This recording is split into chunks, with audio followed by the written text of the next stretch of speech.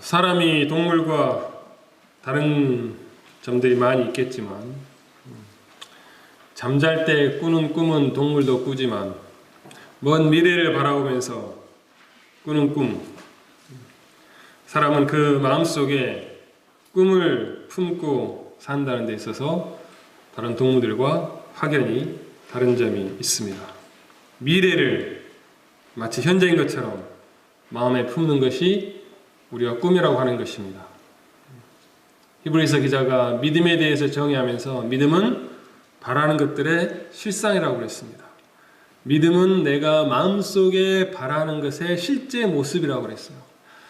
그 믿음이 있다고 한다면 그 자체가 우리에게 꿈인 줄로 믿습니다. 믿음은 바라는 것들의 실제 모습이고 보이지 않는 것들의 그래서 증거입니다. 꿈을 우습게 생각할 수도 있습니다.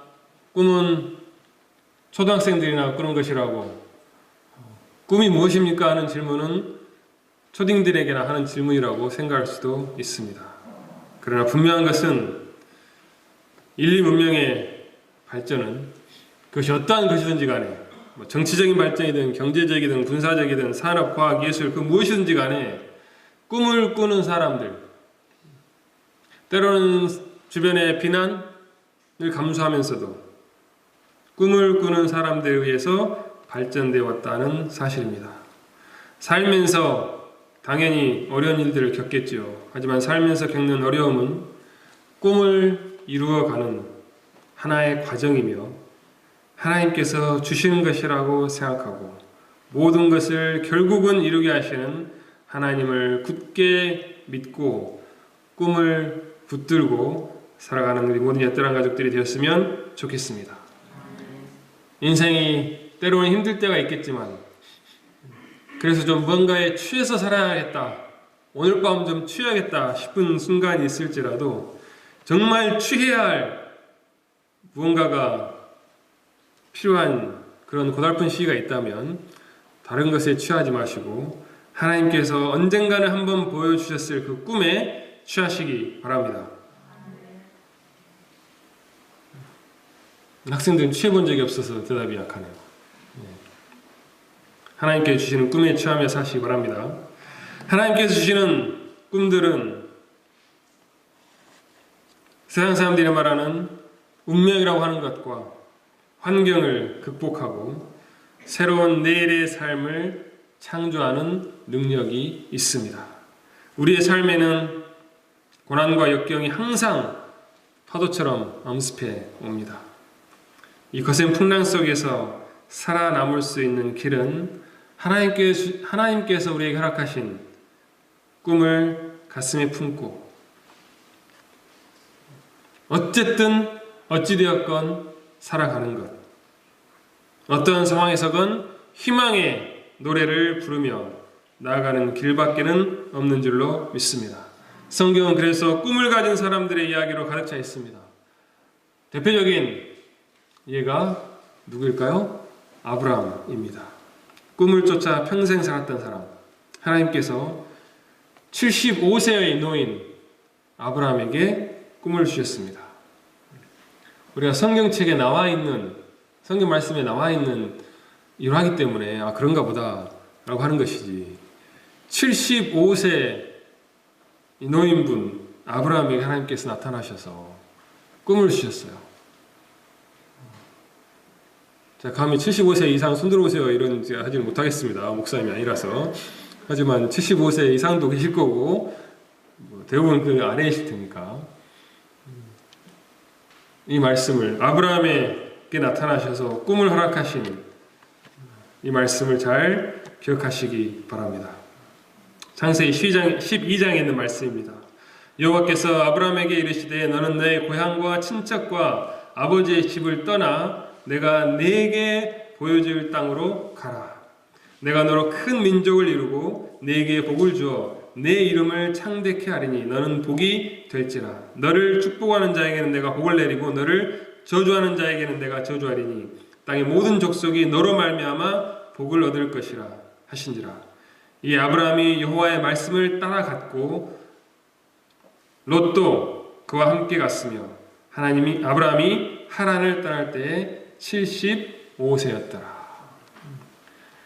75세의 나이에 하나님께서 허락하신 꿈을 쫓아서 자신이 평생 살던 곳을 떠나갔습니다.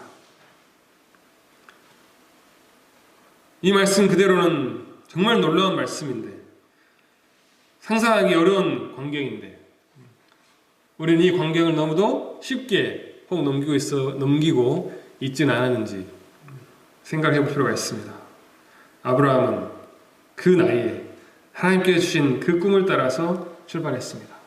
가나안 땅에 와봤더니 하나님께서 번톡 친척 아비 집을 떠나라고 그래서 떠나서 긴 여정을 거쳐서 가나안 땅에 이르렀습니다. 이곳이 하나님께서 나에게 축복을 약속하신 그 땅일까 하여 왔는데, 거기에는 기근과 가뭄으로 초목이 불타고 우물도 다 말라 있었습니다. 도저히 사람이 살 수 없는 곳이었습니다. 본인이 꿈꾸던 장소가 아니었을 수도 있습니다. 그러나 아브라함은 고향으로 돌아가지 않았습니다. 왜? 하나님께서 명확하게 주신 꿈이 있었기 때문에. 함께 꿈을 쫓아왔지만 조카 롯은 아브라함과는 좀 다른 길을 걸었습니다. 창세 13장 이렇게 기록하고 있습니다. 이에 롯이 눈을 들어 요단 지역을 바라본즉 소알까지 온 땅에 물이 넉넉하니 여호와께서 소돔과 고모라를 멸하시기 전이었으므로 여호와의 동산 같고 애굽 땅과 같았더라. 그러므로 롯이 요단 온 지역을 택하고 동으로 옮기니 그들이 서로 떠난지라. 서로란 아브라함과 롯이 이제 헤어졌다는 이야기입니다. 아브라함은 가나안 땅에 거주하였고 롯은 그 지역의 도시들에 머무르며 그 장막을 옮겨 소돔까지 이르렀더라. 당시에 가장 큰 도성, 눈으로 봤을 때 가장 화려한 곳 소돔으로 갔습니다. 롯이 눈을 들어서 요단을 바라봤더니 딱 살기 좋은 곳이었어요. 물이 넉넉하게 보였습니다. 롯은 자기의 가족들을 거느리고 자신의 눈에 좋게 보이는 곳을 찾아서 자신의 판단을 믿고 소돔에까지 가서 그곳에 정착하고 살게 되었습니다. 롯은 자신의 잣대로 자신의 판단을 믿고 눈에 보이는 환경을 따라서 움직였습니다. 자신의 판단에 따라서 세상의 중심을 찾아서 떠났습니다. 롯이 최종적으로 정착한 소돔성은 죄악으로 가득한 환락의 도시였습니다. 창세기 13장 13절은 명확하게 이렇게 기록하고 있습니다. 소돔 사람은 여호와 앞에 악하며 큰 죄인이었더라. 꿈이 없이 같은 꿈을 받았고 그 꿈으로 같은 시작을 했음에도 불구하고 그 꿈을 잠시 내려놓고 눈에 보이는 것만 따라갔던 롯은 우리 다 알고 있는 이야기입니다. 소돔성이 멸망할 때 빈몸으로 겨우 목숨만 부지하면서 빠져나왔습니다. 눈에 보이는 것, 하나님께서 언젠가 한번 보여주셨을 꿈을 잊어버리고 또 잃어버리고 눈에 보이는 것만 탐하는 사람의 삶을, 내 바로 눈앞에 있는 것만 쫓아가는 사람들의 삶이 어떻게 끝날 수 있는지 상징적으로 보여주는 이화입니다. 환경과 사람의 관계는 둘 중에 하나일 것 같아요. 환경의 지배를 받으며 환경에 따라 변하든지 아니면 내가 환경을 변화시키든지. 눈에 보이는 내 주변의 환경만 말하는 것이 아니고 주변에 하나님께서 허락하신 사람이든 내가 살고 있는 이 지역의 문화든 관습이든 둘 중에 하나가 아닐까 싶습니다. 세상에 따라서 내가 변하든지 아니면 내가 세상을 변화시키든지. 수많은 예가 있을 수 있는데 우리 학생들도 있고 특별히 남학생들 수년 안에 군대를 갈 거니까 군대 가면 명확해지는 것 같아요. 군대가 나를 변화시키든지 내가 군대를 변화시키든지. 너무 거창한가요? 제가 이등병 때 이따금씩 그 점호를 계급별 점호를 합니다. 그러면 평소 머물던 내무실에서 점호를 받는 것이 아니고 계급별로 다시 흩어 모여서 이등병은 이등병끼리, 뭐 일병은 일병끼리, 상병은 상병끼리, 병장들은 병장끼리 모여서 점호를 하는데 잠시 이등병 그때 한 3명밖에 없었어요. 저하고 한 달 후임하고 한 2달 후임하고 이등병 3명이 앉아서 오랜만에 점호가 가장 긴장되는 시간 중에 한 시간인데 잔뜩 군기를 잡혀있는 상태에서 점호를 해야 되는데 우리들끼리밖에 없으니까 이등병끼리밖에 없으니까 간부가 와서 점호하기 직전에 이런저런 이야기를 나눴습니다. 이등병 3명이서 그러면서 이런 이야기 했어요. 야, 우리가 지금은 이등병이지만 지금 어쩐지 모르겠습니다. 그때만 하더라도 이등병이 내무실에서 웃고 있으면 안 되거든요. 아무리 재밌는 농담이 오가고 있고 TV에서 재밌는 걸 해도 그냥 긴장하고 각 잡고 보고 있어야 돼요. 그래서 이등병 3명이서 이런 이야기 했어요. 야, 우리가 언젠가는 병장이 될 거니까 언젠가는 곧 병장이 될 거니까 우리가 병장이 되면 이등병들이 마음껏 웃을 수 있는 그런 부대를 만들자. 그런 소대를 만들자.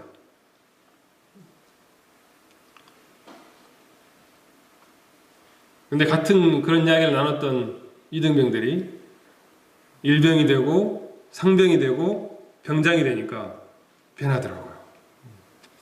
제가 변했는지 안 변했는지는 상상에 맡기겠습니다.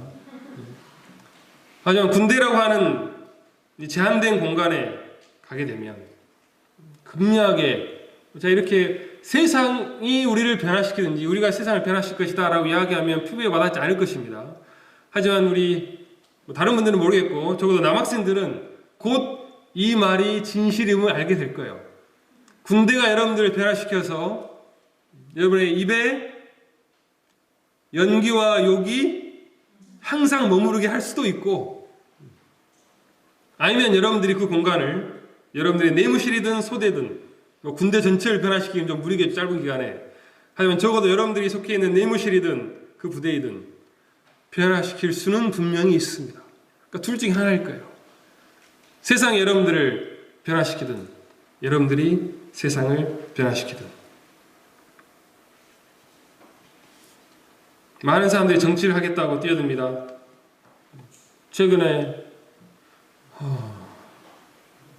어떤 영상에 우리가 지금은 잘 알고 있는 유력한 정치인들이 처음 정치를 시작했을 때 15년 전에 20년 전에 처음 정치를 시작했을 때 젊었을 때 처음 국회의원에 당선됐을 때 인터뷰한 영상이 있었습니다. 정치를 변화시키기 위해서 대한민국을 변화시키기 위해서 정치를 시작한다. 대부분 이렇게 이야기를 했습니다. 그러면서 영상 마지막에 이런 이야기를 하더라고요. 그 영상을 만든 사람이 우리의 정치가 얼마나 변했는가. 정치를 변화시키겠다라고 하면서 정치를 시작한 이 많은 정치인들이 있었는데 그들이 변했는가? 그들을 통해서 정치가 변했는가? 정치를 통해서 세상이 변했는가? 아니면 세상이 정치를 변화시켰는가? 세상의 중심을 찾아 헤매는 허탄한 삶을 살지 않았으면 좋겠습니다. 나의 판단, 나의 시각으로 세상의 중심을 찾아서 그 변화되는 세상에 맞추어서 나를 변화시키면서 그렇게 흘러가는 삶이 아니었으면 좋겠습니다. 뉴욕이 세상의 중심이 아니고 서울이 세상의 중심이 아니고 혹은 무안이 옛드랑이 세상의 중심이 아니고 내가 지금 여기 서 있는 이곳이 세상의 중심임을 믿으시기 바랍니다. 따지고 보면 이건 믿음의 문제가 아니고 그냥 사실적인 정보입니다. 지구의 구조상 지구가 어떻게 생겼는지 다 아실 테니까 평평하진 않을 거 아니에요. 그죠? 지구의 구조상 내가 지금 여기 서 있는 이곳이 세상의 중심입니다. 우리는 세상의 중심에서 무엇을 외치면서 어떠한 꿈을 꾸고 있는가? 하나님께서는 아브라함에게 다시 한번 꿈을 상기시켜 주셨습니다. 롯이 아브라함을 떠난 후에 여호와께서 아브라함에게 이르시되 너는 눈을 들어 너 있는 곳에서 북쪽과 남쪽 그리고 동쪽과 서쪽을 바라보라. 보이는 땅을 내가 너와 내 자손에게 주리니 영원히 이르리라. 내가 내 자손이 땅의 티끌 같게 하리니 사람이 땅의 티끌을 능히 셀 수 있을진데 내 자손도 세리라. 아브라함은 꿈의 사람이었습니다. 꿈의 사람은 하나님과 늘 열린 마음으로 대화하며 사는 기도의 사람인 줄로 믿습니다. 한 번 꿈을 주고 떠나신 것이 아니고 하나님께서는 비슷한 내용의 꿈을 아브라함에게 지속적으로 중요한 순간에 주셨습니다. 하나님께서는 아브라함에게 늘 가슴 벅찬 꿈을 주셨습니다. 75세가 넘은 노인이었다는 걸 기억하시기 바랍니다. 아직 가나안 땅은 아브라함의 손에 온전히 들어오지도 않았습니다. 눈에 보이기에 살만한 땅도 아니었습니다. 그런데도 아브라함은 하나님께서 말씀하신 대로 눈을 들어 동서남북을 바라보고 그 땅이 자기에게 주어진 꿈의 장소임을 믿고 마음에 담고 평생을 남은 여생을 그렇게 살았습니다.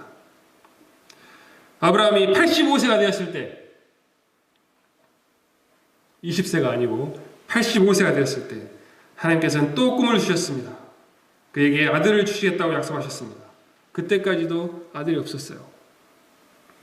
이미 약속하신 꿈도 아직 다 이루어진 것 같지 않은데 아브라함에게 또 꿈을 주셨습니다. 창세기 15장에 있는 말씀, 그를 이끌고 밖으로 나가 이르시되 하늘을 우러러 다시 한번 하늘을 보라고 했습니다. 낮에도 하늘을 보고 밤에도 하늘을 보고 하늘을 우러러 뭇 별을 셀 수 있나 보라. 또 그에게 이르시되 내 자손이 이와 같으리라. 아브라함이 여호와를 믿으니 여호와께서 이를 그의 의로 여기시고 또 그에게 이르시되 나는 이 땅을 네게 주어 소유를 삼게 하려고 너를 갈대아인의 우르에서 이끌어낸 여호와니라. 처음 꿈을 주신 이후에 10년 뒤에 전혀 가능할 것 같지 않은 또 다른 꿈을 주시면서 아브라함에게 말씀하십니다. 너에게 주었던 첫 번째 꿈을 기억해라. 하나님께서 주시는, 하나님께서 기뻐하시는 하나님의 영광을 위한 꿈을 꾸는 옛사람 가족인 줄로 믿습니다. 하나님과 대화하면서 기도 중에 꿈을 받으면 그 꿈을 끝까지 붙잡고 사시기 바랍니다. 왜냐하면 믿음 안에서는 꿈을 버리는 사람에게 믿음 안에서의, 하나님 안에서의 내일은 없기 때문입니다. 아무리 어렵고 고통스러운 힘든 상황, 역경에 처한다 할지라도 꿈을 버리지 않는 우리 학생들, 꿈을 버리지 않는 우리 모든 옛사람 가족들이 되었으면 좋겠습니다. 아름다운 꿈을 꾸는 사람의 삶이 결국 아름답지 않을까요? 선한 꿈을 꾸는 사람의 삶이 결국은 선하지 않을까요? 이제 둘 중에 한 명이 내년 3월 달에 대통령이 될 거예요. 나머지 분들에게 대단히 죄송하지만 나머지 분들도 열심히 하십시오. 세상이 어떻게 될지 알겠습니까? 어떤 또 변화가 있을지 모르겠습니다. 어쨌든 둘 중에 한 명이 되겠죠. 근데 오해하지 마실 것은 제가 관상을 믿지는 않습니다. 관상을 믿지는 않는데 물론 이제 시간이 조금씩 지나가면서 관상이 과학이 아닐까 싶은 생각이 그런 순간들이 이따금씩 있긴 합니다만 관상을 믿지는 않아요. 근데 이 두 분을 만나서 개인적으로 만나서 이야기를 나눌 수도 없고 주변에 사람들이 없는 곳에서 좀 진솔하게 만나야 진정성 있는 이야기를 나눠볼 것인데 이 두 분과 그런 기회가 저에게는 주어지지 않을 거예요. 장난컨대. 근데 어차피 TV를 통해서 뉴스를 통해서 밖에는 못 볼 테니까 하는 말들이야 글을 통해서 내놓는 말들이야 다 좋은 말들이겠죠. 이런 정책이든 저런 정책이든 원하는 대로 목표 지향점이야 비슷할 거니까 또 살기 좋은 대한민국 아니겠어요? 근데 그런 건 다 좋을 테니까 그리고 TV로 얼굴만 볼 수 있을 테니까. 이런 때는 야, 관상이 과학이고 내가 좀 관상을 볼 수 있으면 참 좋겠다. 다시 한번 믿지 않습니다. 오해하지 마세요. 그냥 마음이 그렇다는 얘기예요. 관상을 봐서 관상으로 정말 그들이 어떠한 사람인지, 그들이 꾸는 꿈이 정말 선한 꿈인지 알 수만 있으면 주저하지 않고 둘 중 한 명을 찍을 수 있을 것 같아요. 우리가 가지고 있는 아름다운 꿈이, 선한 꿈이 우리의 삶을 선하고 아름답게 이끌 줄로 믿습니다. 선하고 아름다운 꿈을 꾸는 사람들이 많이 모여있는 그곳이, 그 교회가 결국은 선하고 아름다운 교회 아니겠습니까? 그곳이 선하고 아름다운 공동체 아니겠어요? 그곳이 선하고 아름다운 나라가 될 줄로 믿습니다. 예수 그리스도 안에 있는 사람은 그리스도의 꿈을 품은 사람들입니다. 예수님께서는 별로 배운 것도 없고 가진 것도 없는 제자들에게 그들이 도대체 감당해낼 수 있을까 싶은 엄청난 꿈을, 장대한 꿈을 주셨습니다. 우리가 잘 알고 있는 말씀, 마태복음 28장에 있는 말씀, 예수께서 나와 이르시되, 말씀하여 이르시되 하늘과 땅의 모든 권세를 내게 주셨으니 그러므로 너희는 가서 모든 민족을 제자로 삼아 아버지와 아들과 성령의 이름으로 세례를 베풀고 내가 너희에게 분부한 모든 것을 가르쳐 지키게 하라. 볼지어다 내가 세상 끝날까지 너희와 항상 함께 있으리라 하시니라. 꿈을 꾸라고 하니까 바로 직업을 생각하고 있으면 안 됩니다. 제가 예전에 한번 들었어요. 한국 학생들은 꿈이 뭐냐고 물어보면 바로 직업을 생각한답니다. 그래서 직업을 이야기해요.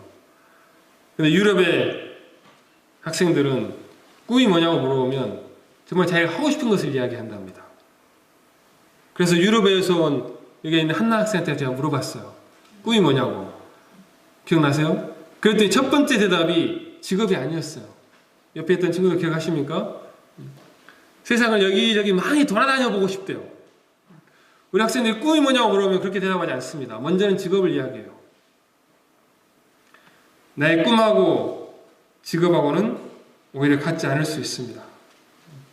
가난하고 배운 것도 없고 아무런 세상 권력도 없는 그때 기준으로도 그렇고 지금의 기준으로도 별 볼 일 없는 제자들에게 주신 꿈은 세계를 품에 안는 꿈이었습니다. 세상을 향한 예수 그리스도의 복음의 선포였습니다. 사람의 생각으로는 가당치도 않고 말도 안 되는 꿈을 저희들에게 주셨지만 그러나 그때 그 제자들에게 주셨던 그 꿈의 열매가 다른 것이 아닌 바로 여기 앉아있는 우리들입니다. 우리가 기도하고 하나님께서 허락하시는 꿈을 마음속에 품으면 아무리 큰 역경이 다가온다 할지라도 우리는 늘 앞으로 한 걸음 한 걸음씩 나아갈 수 있는 줄로 믿습니다. 우리가 환난 중에도 즐거워하나니 이는 환난은 인내를, 인내는 연단을, 연단은 소망을 이루는 줄 알미로다. 힘든 과정의 끝에는 소망이 있다는 말씀이에요. 기가 막힌 말씀입니다. 힘든 상황의 끝에 모든 문제의 해결이라고 하지 않고 힘든 상황 끝에 뭐가 있다고요? 소망이 있다고 했습니다. 하나님과 대화하며 사는 꿈의 사람은 하나님께서 주신 꿈을 품고 힘들거나 어려울 때에도 기쁨과 감사를 잃지 않고 끝까지 순종하면서 성령의 인도함을 따라 앞으로 나아가는 사람들입니다. 예수 그리스도의 사람은 하나님께서 주신 꿈을 따라 열심으로 오늘 하루도 내일도 내가 해야 할 일을 찾아서 내가 해야 할 선하고 아름답고 의미 있는 일을 찾아서 열심으로 살아가는 사람들입니다. 하나님께 주신 꿈이라면 그 꿈을 이루게 하시는 분도 하나님이신 줄로 믿습니다. 오늘 읽었던 빌립보서 1장 6절 말씀 그대로 너희 안에 착한 일을 시작하신 이가 그리스도 예수의 날까지 이루실 줄을 우리는 확신하노라.